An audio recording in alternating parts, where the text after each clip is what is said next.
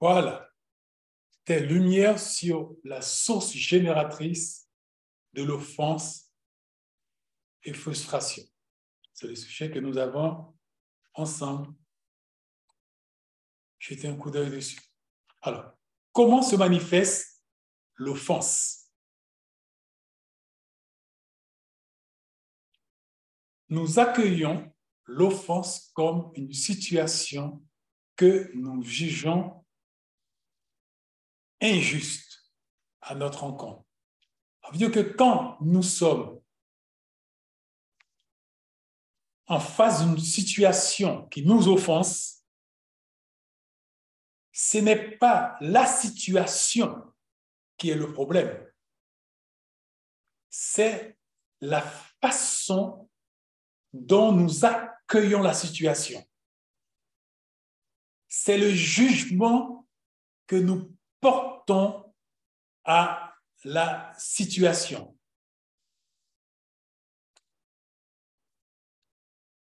C'est le jugement que nous portons à la situation. Ceci, nous observons la situation et nous nous regardons nous-mêmes. Écoutez bien ceci. Nous observons la situation et nous nous regardons nous-mêmes. Et nous statuons.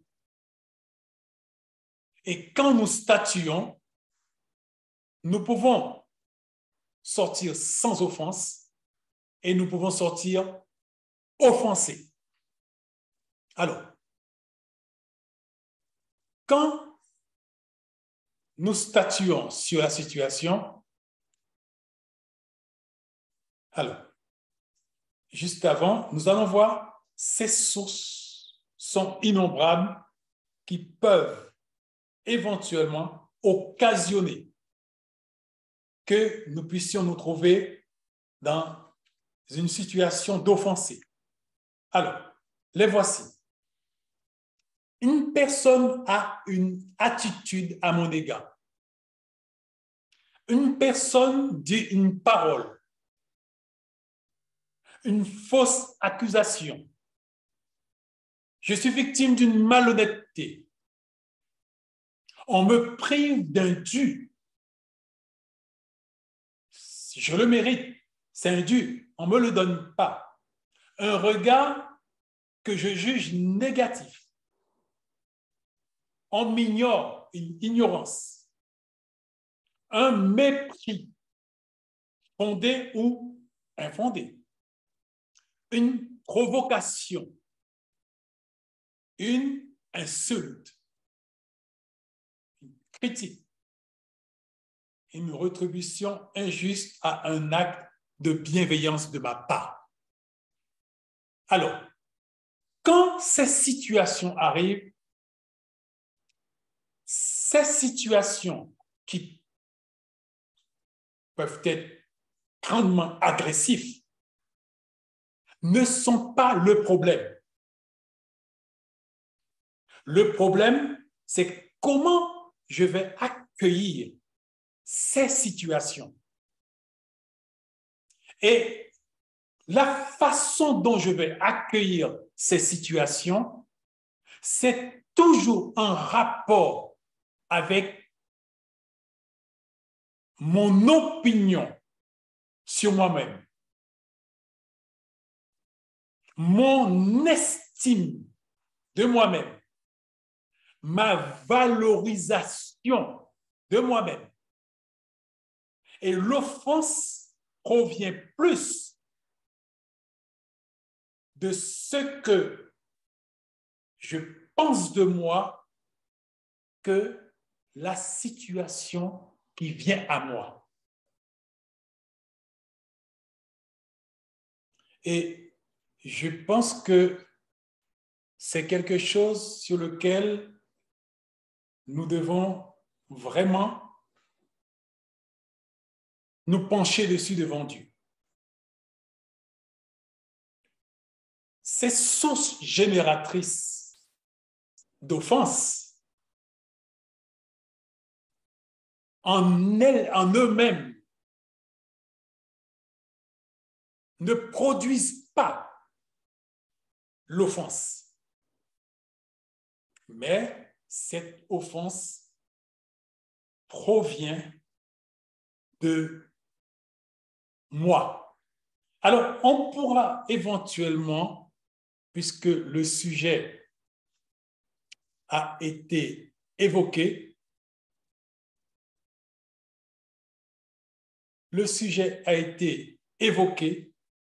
on pourra, sans se tromper, comprendre que nous sommes dans une bonne situation et position pour mettre la main sur un de nos ennemis qui est le plus subtil, le plus perfide, qui nous cause beaucoup de soucis et qui fait des ravages dans nos rangs et dans notre camp.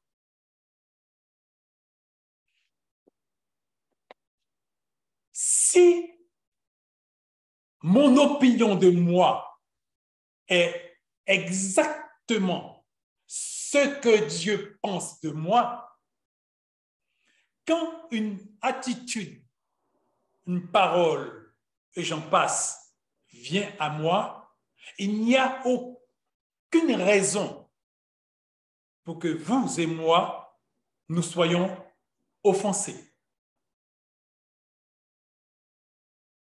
En fin de compte, c'est difficile pour moi et pour vous de l'admettre que mon problème d'offense n'est pas mon frère, ma sœur ou la personne en face, mais c'est moi.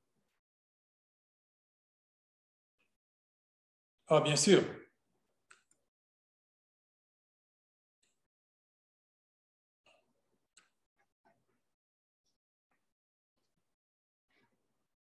Qui sont ceux qui ne peuvent faire face à ces situations? Qui sont ceux qui ne peuvent faire face à ces situations?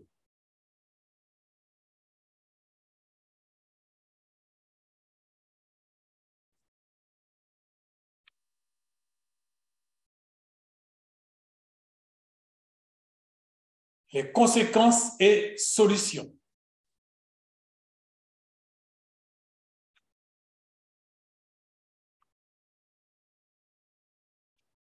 Quand nous sommes victimes de ces choses à l'encontre de nos personnes, cela peut nous affecter extrêmement négativement et générer des blessures profondes et graves.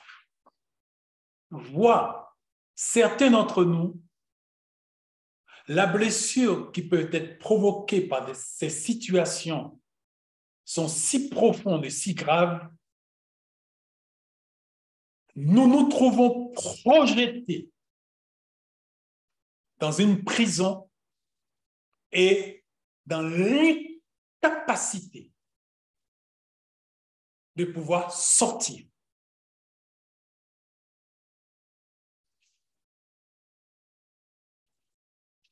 Et il n'y a pas un seul chrétien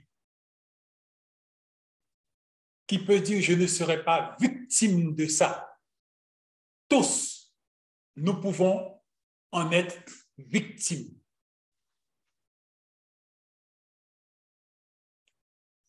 Et malheureusement pour nous, quand nous nous laissons affecter de cette manière-là, et que ces blessures sont graves et profondes, et que nous nous trouvons maintenant enfermés dans cette prison-là,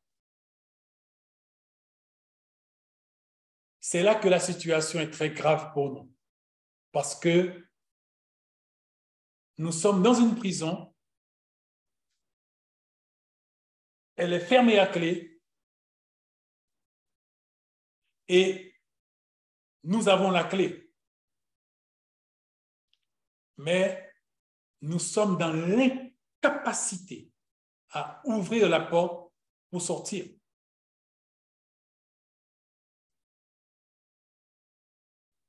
Et ça affecte grandement le peuple de Dieu, ces situations. Il n'est pas possible à ceux qui ont une communion médiocre de quitter ces zones sans se trouver sur une civière. Quand nous rentrons dans cette prison parce que nous sommes profondément blessés et gravement atteints, ceux d'entre nous qui avons une communion médiocre avec Dieu se trouvent dans l'incapacité de quitter cette zone vivante. Aujourd'hui, alors que nous parlons, d'autres avant nous ont quitté ce monde dans une situation d'offense. Et malheureusement, ils n'ont pas réussi. Parce que cette parole que Jésus a dit travaille grandement contre ceux d'entre nous qui sont dans cette situation. Si vous pardonnez aux hommes leurs offenses, moi, je vais vous pardonner. Mais si vous ne pardonnez pas aux hommes leurs offenses, moi, je ne vous pardonnerai pas non plus. Je veux dire que c'est la seule parole dans la Bible prononcée par Christ qui a addexé, qui a mis ensemble le pardon que je peux obtenir de Jésus avec le pardon que je peux donner à ceux qui m'ont offensé par un regard, une parole, une attitude, un comportement, une méchanceté, une violence, une injustice. Si je n'arrive pas à remettre ces dettes à ces personnes, moi-même, je suis sur un civière, je ne sortirai pas vivant. Parce que cette parole me lie. Je suis obligé de remettre de tout cœur la dette à ceux qui m'ont offensé pour que moi-même, je puisse obtenir de la part de Dieu le pardon de mes offenses. D'ailleurs, c'est pour cela que ceux qui ont eu l'habitude de prononcer la prière sacerdotale, s'ils le prononcent, s'ils sont offensés, ils ne peuvent pas le prononcer. S'ils le prononcent, ça fait la prière des insensés. Et s'ils sont honnêtes, ils ne peuvent pas adresser la prière sacerdotale à Dieu. Pourquoi? Parce qu'il a dit, pardonne-nous nos offenses, comme nous aussi, nous pardonnons à ceux qui nous ont offensés. Je ne peux pas dire à Dieu, pardonne-moi mes offenses, comme moi je pardonne à ceux qui m'ont offensé, si moi je n'ai pas remis cette dette-là. Car Dieu ne peut pas nous la remettre. Parce que c'est comme j'ai remis la dette à mon frère, à ma sœur, coupable, ou encore imaginaire, coupable. C'est de cette façon-là que Dieu va me remettre la dette. Jésus nous a donné plusieurs pistes pour nous éviter d'être enfermés dans cette prison. Luc, vous m'excusez? Donnez-moi des petites secondes, s'il vous plaît.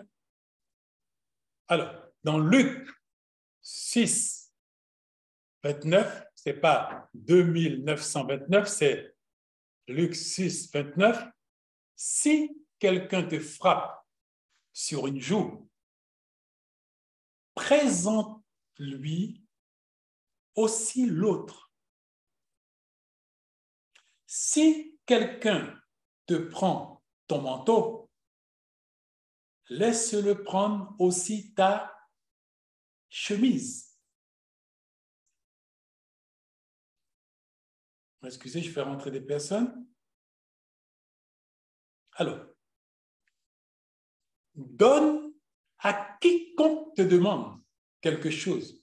Et si quelqu'un te prend ce qui t'appartient, ne le lui réclame pas. Jésus, voyant qu'il y allait avoir une multitude de chemins, de sources par lesquelles l'offense allait venir, nous a donné la solution. Et bien sûr, comme j'ai dit tout à l'heure là, ceux d'entre nous qui avons une communion médiocre, cela ne veut pas dire que tu ne passes pas du temps devant Dieu. Non.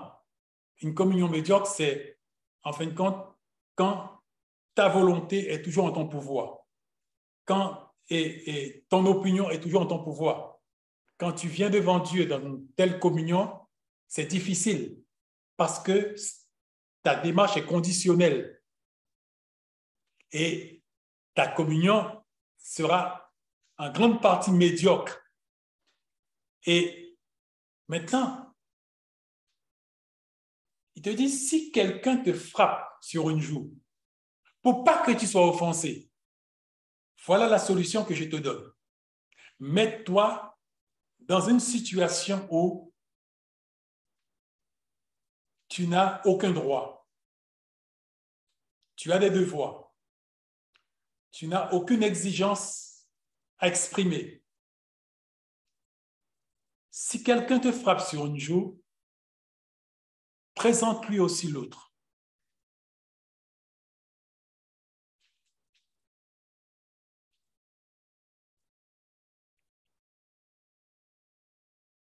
Si quelqu'un te prend ton manteau, laisse-le prendre aussi ta chemise.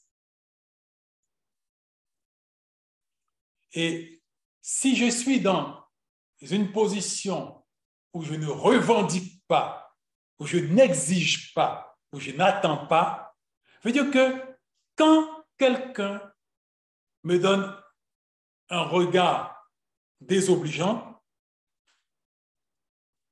je lui donne un acte de gentillesse. Il m'a frappé sur la joue droite, je lui présente la joue gauche. Si quelqu'un me refuse une courtoisie, un acte de bienfaisance que j'ai fait, il ne me dit pas merci ou il me le rend avec le contraire de cela, je le laisse aussi prendre ma chemise. C'est la condition qui m'a été donnée pour pas que je puisse me trouver enfermé dans cette prison. Je n'ai pas de droit. Je me dis, j'ai des devoirs. Je n'ai pas de droit. Je n'ai que des devoirs. Et alors, comprendre le pourquoi de cette situation dans laquelle nous pouvons nous trouver qui peut nous coûter assez cher. Je crois que plusieurs d'entre nous, malgré les enseignements que nous recevons, nous faisons face toujours à cette challenge qui nous mène la vie dure, auquel nous faisons face, qui n'est pas facile. Nous savons qu'il ne faut pas que nous soyons offensés. Nous savons qu'il faut que nous puissions agir de telle et telle manière, mais malheureusement, la situation, quand il se présente, nous nous trouvons dans l'incapacité à agir et à bien réagir.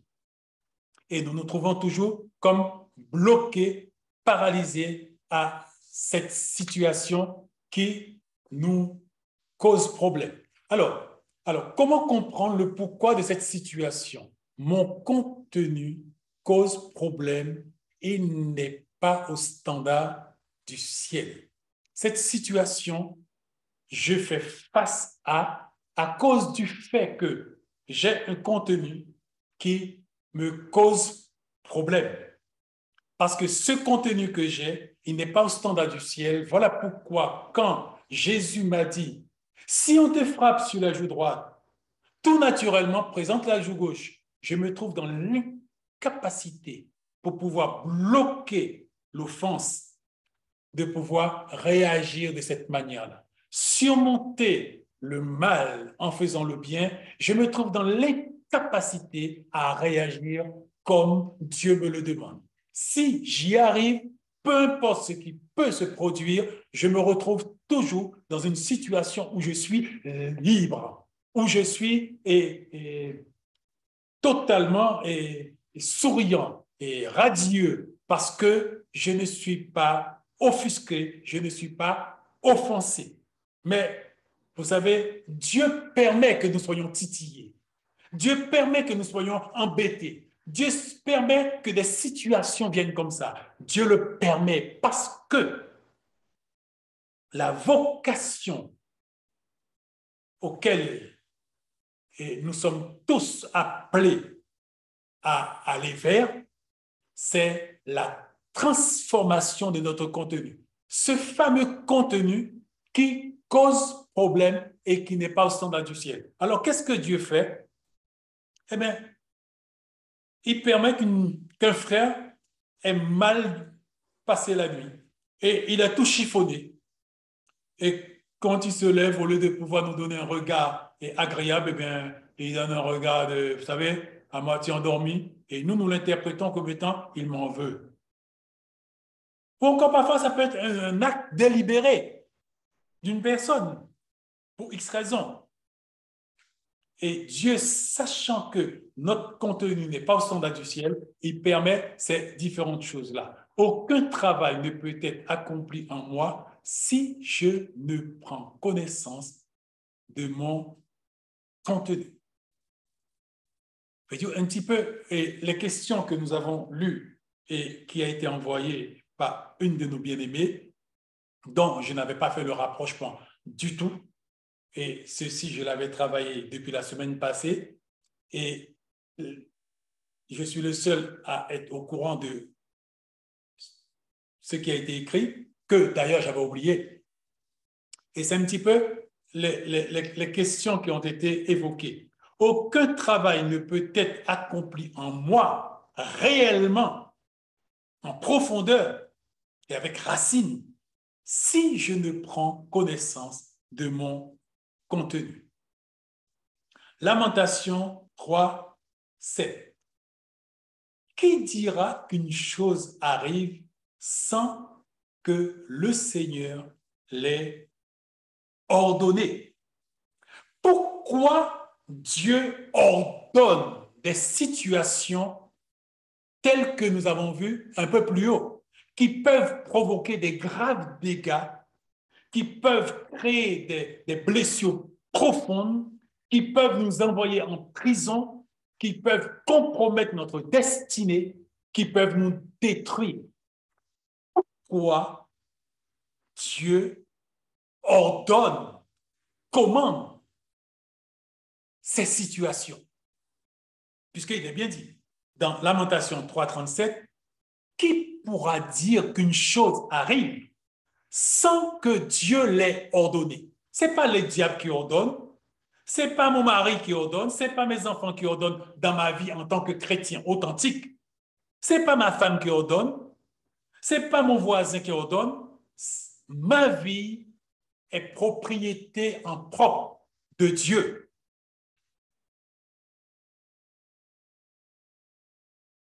Excusez, je fais rentrer une bien-aimée. Ma vie est propriété en propre de Dieu. Ma vie, c'est la propriété en propre de Dieu. Et chaque fois qu'une situation désobligeante,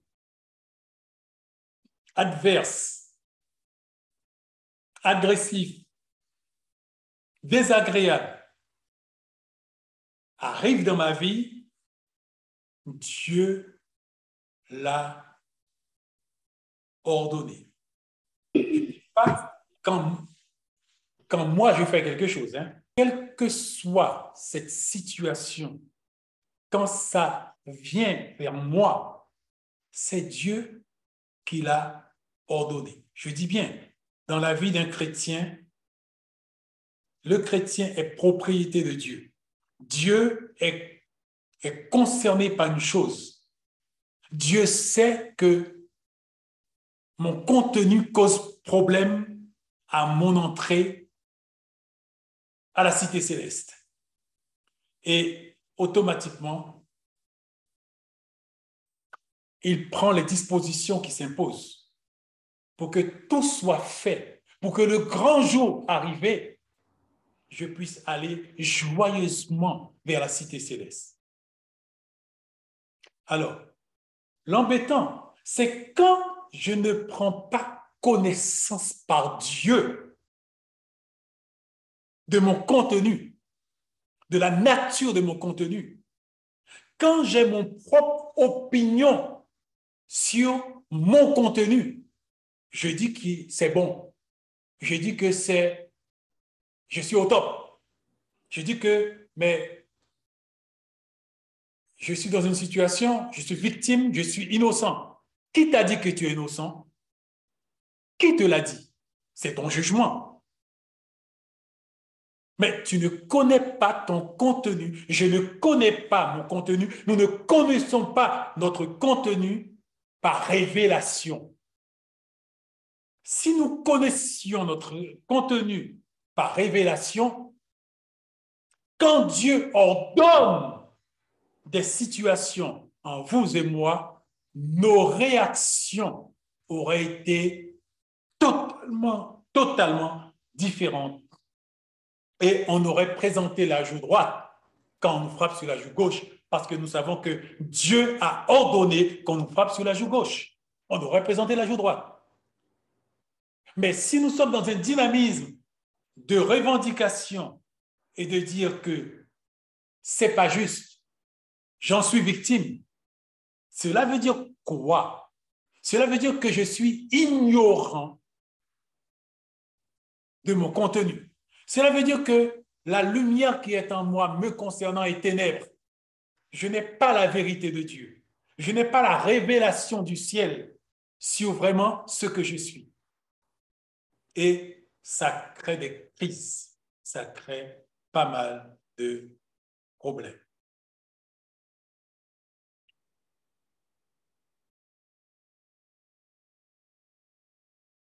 Deutéronome 8, 2. Alors il dit, souvenez-vous de la longue marche que le Seigneur votre Dieu vous a imposée à travers le désert. Pendant 40 ans, il vous a ainsi fait rencontrer des difficultés pour vous mettre à l'épreuve afin de découvrir ce que vous aviez au fond du cœur et de savoir si oui ou non vous vouliez observer mes commandements. Petite observation. Dieu les a mis à l'épreuve afin que qui découvre ce qu'ils avaient dans le cœur. Dieu savait ce qu'ils avaient dans le cœur. Dieu le savait. Mais les Israélites ne le savaient pas, car Dieu les a interpellés. Je ne suis pas en train de détruire ces nations parce que vous êtes bons, que je vous utilise pour les détruire, pour vous donner leur pays. Non! Je les détruis parce qu'ils sont irrécupérables par rapport à leur désobéissance, leur péché et les horreurs qu'ils ont commis. La terre qu'ils occupent les a rejetés. Mais vous n'êtes pas bons. Mais les Israélites persistaient comme vous et moi à penser et à croire qu'ils étaient bons. Dieu a dit, OK, il me reste qu'à activer Lamentation 3, 37. Je vais vous envoyer ce qu'il faut pour que vous puissiez découvrir qui vous êtes réellement. car il m'est impossible, moi, Dieu, de travailler en vous pour atteindre un quelconque objectif si vous ne prenez pas connaissance de votre contenu, si vous ne prenez pas connaissance de qui vous êtes. Si vous êtes trompé, si vous vous trompez sur qui vous êtes, vous allez bloquer mon travail et vous allez vous déclarer comme victime innocente. Et vous irez jusqu'à m'attaquer, moi, Dieu, qui travaille pour votre bien, en me traitant d'injuste. N'est-ce pas ce que les enfants d'Israël ont fait? Et n'est-ce pas ce que vous et moi nous pratiquons?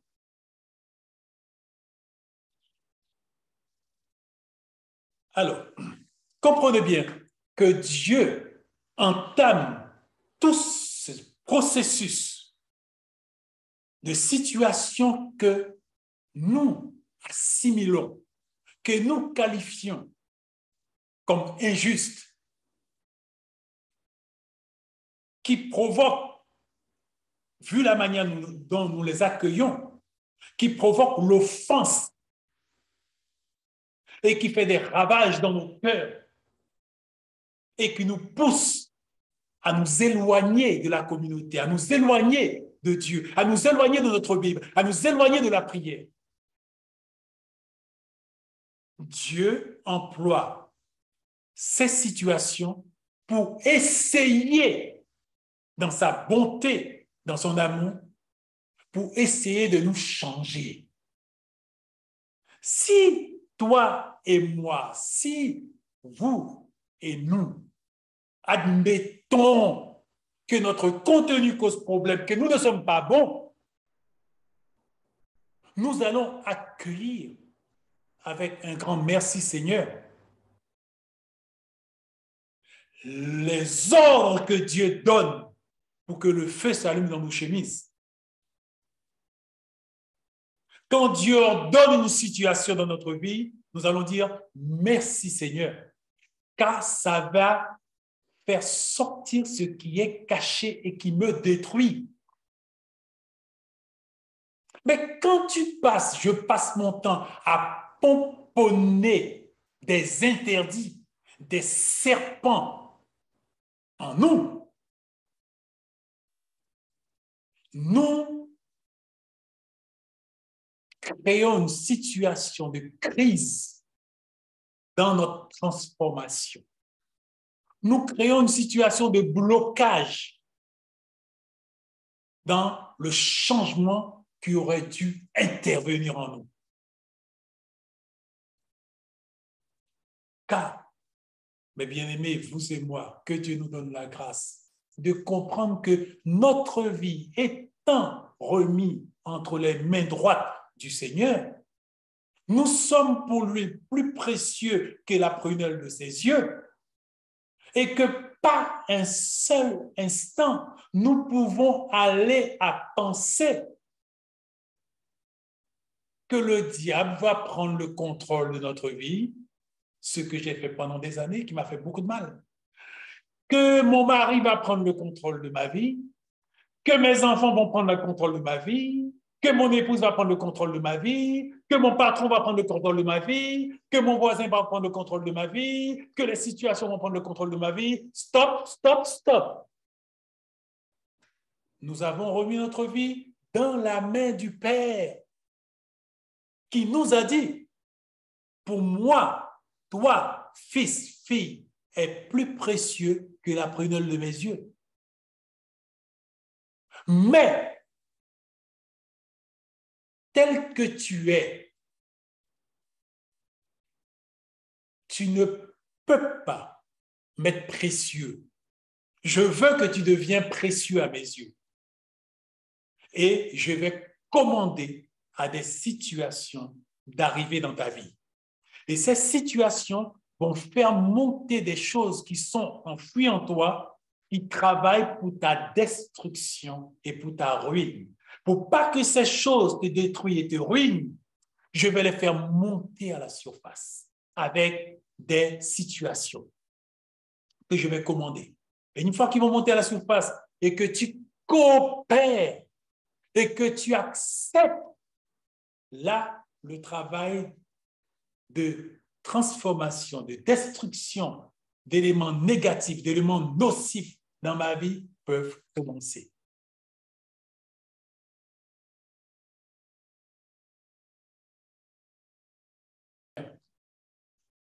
Pourquoi il fait cela? Pourquoi Dieu fait cela?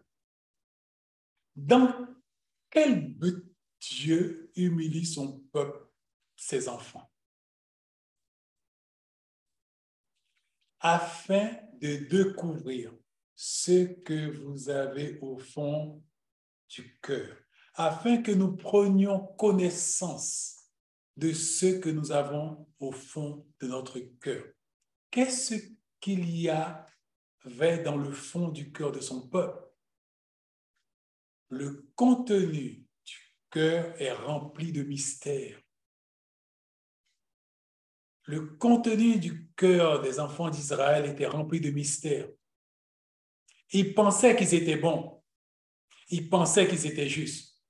Tu penses que tu es bon. Je pense que je suis bon. Tu penses que tu es juste. Je pense que je suis juste. Mais la Bible dit, le contenu du cœur est rempli de mystères. Psaume 119, 67. Avant d'avoir été humilié, je m'égarais. Mais après avoir été humilié, maintenant, j'observe ta parole. Je veux dire, on peut dire l'ignorance sur le contenu de mon être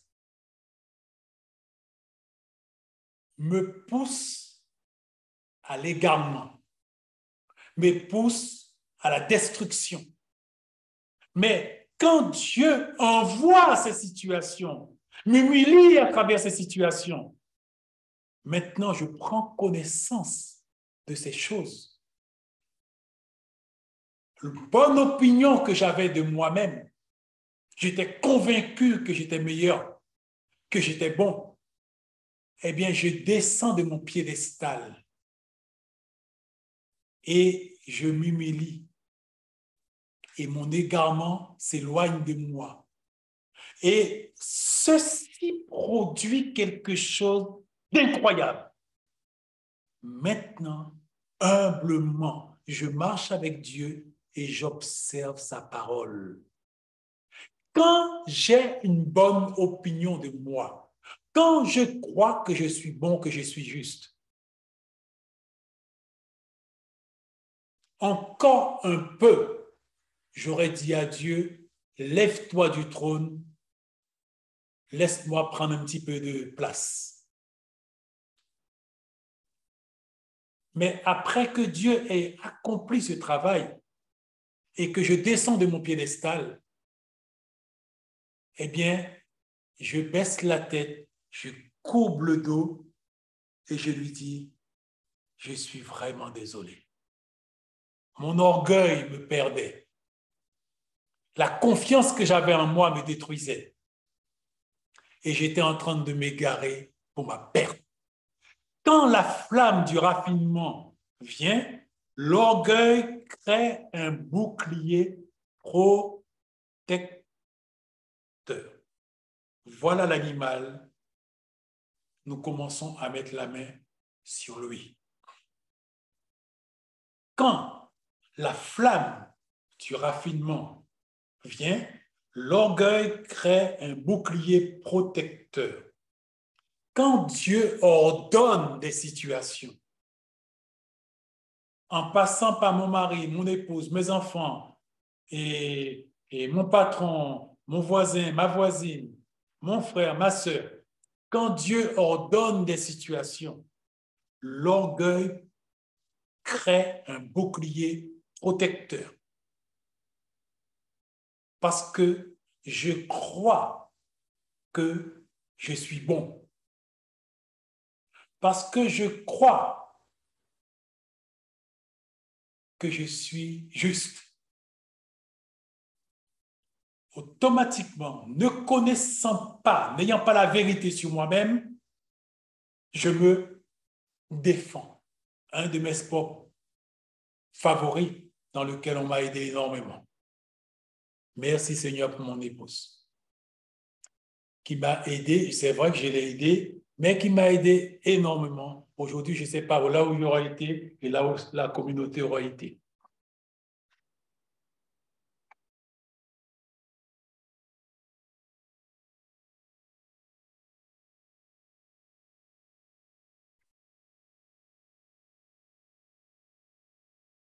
La définition du mot orgueil. Et ça, nous n'allons pas nous arrêter puisqu'en fin de compte, ceci a été, vous l'avez longuement vu, l'orgueil est la valeur que je me donne à moi-même ou encore l'estime ou le prix que je vaux.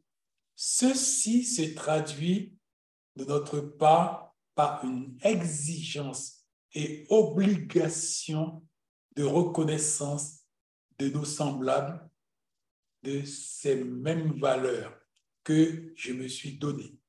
J'attends,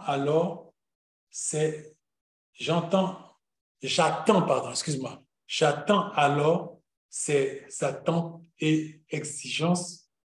Autant pour moi, j'étends alors ces attentes et ces exigences jusqu'à Dieu lui-même. Si Dieu refuse de se soumettre à cette attente et ces exigences-là, je lui dis, je te quitte.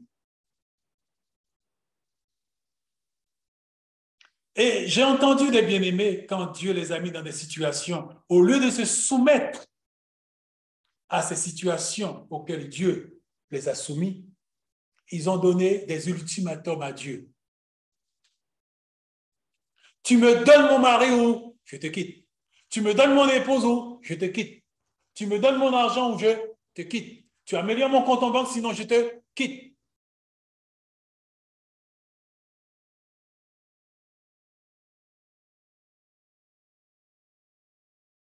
Tout ça, c'est la manifestation de l'orgueil. La valeur que je me suis donnée, le prix que je vaux, et bien sûr, à la valeur que je me suis donnée, au prix que je vaux, j'exprime des exigences de la part des autres, notre entourage, et à Dieu même, que nous devons être traités à la valeur qu'on vaut. Mais qui t'a donné cette valeur-là? Moi-même, orgueilleux, orgueilleuse. On comprend combien de travail qui doit être encore fait en nous. On comprend combien de travail qui doit être encore fait en nous.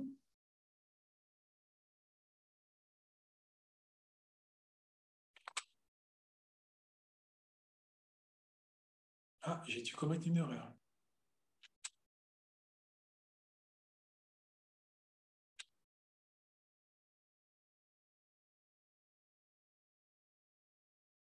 Excusez, je suis encore... Qu'est-ce qui s'est passé avec ma souris?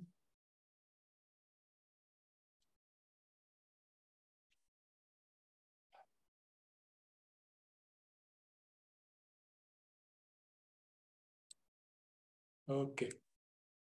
L'expression de l'orgueil qui conduit imparablement à l'offense et aux frustrations. Et frustration, pardon. Alors, c'est le sujet que nous avons vu en avant-première. Job 3, 17. Pardon? Autant pour moi. Job 33, 17. Il veut les détourner de leur agissement. Il veut leur éviter de tomber dans l'orgueil. Job 36, 9. Dieu leur révèle ainsi quel acte ils ont commis par orgueil. Ils se sont révolter contre lui. Mais ceux d'entre nous qui arrivons là, la cause de ceci, c'est la valeur que nous nous sommes auto-donnée, c'est l'estime que nous nous sommes auto-donnée. Et cette valeur et cette estime que nous nous sommes donnée, à la base de cette estimation, on ne trouve pas autre chose que l'orgueil.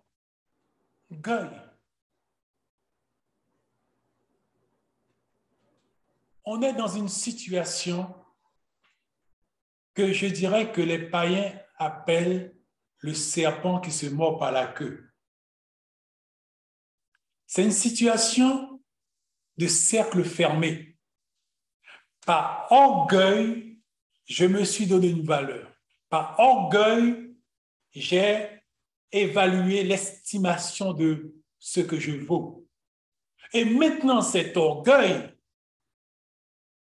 me met dans une situation de blocage. Seul Dieu peut briser ce cercle fermé pour nous libérer. Sinon, nous allons tourner en rond comme les enfants d'Israël, encore et encore dans le désert. Et nous allons tourner en rond encore et encore dans le désert. Et nous n'allons arriver à rien. La trompette va sonner. Nous allons continuer encore à tourner dans le désert. Il veut les détourner de leurs agissements. Il veut leur éviter de tomber dans l'orgueil. Excusez-moi, bien-aimé, je fais rentrer une personne.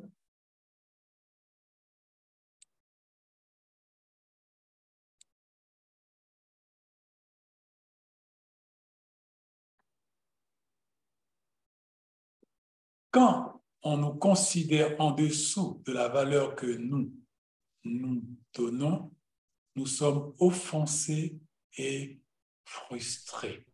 Cette situation trouve sa source dans l'orgueil.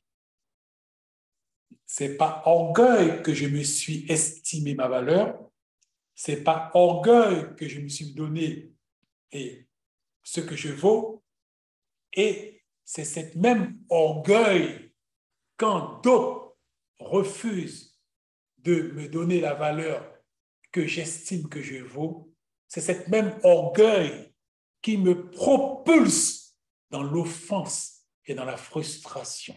C'est pour cela que je vous ai dit, c'est le serpent qui se mord la queue. Cercle fermé. Situation de blocage total. Si Dieu ne vient pas pour briser ce cercle fermé, le sort est joué pour moi. Je m'en sortirai jamais. Et la seule façon de me retirer de cette prison, c'est par l'arme de l'humiliation. Car rien ne peut combattre l'orgueil que l'humiliation.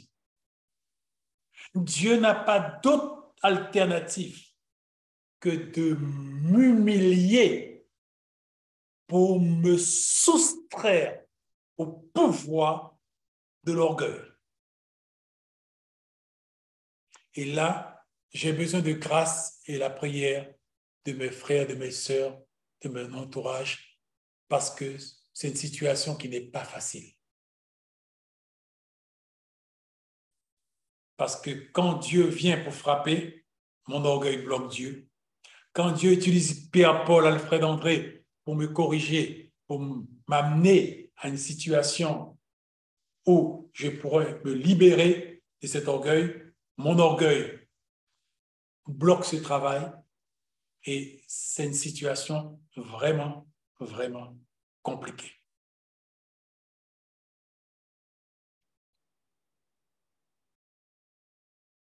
Je crois normalement on devrait s'arrêter là.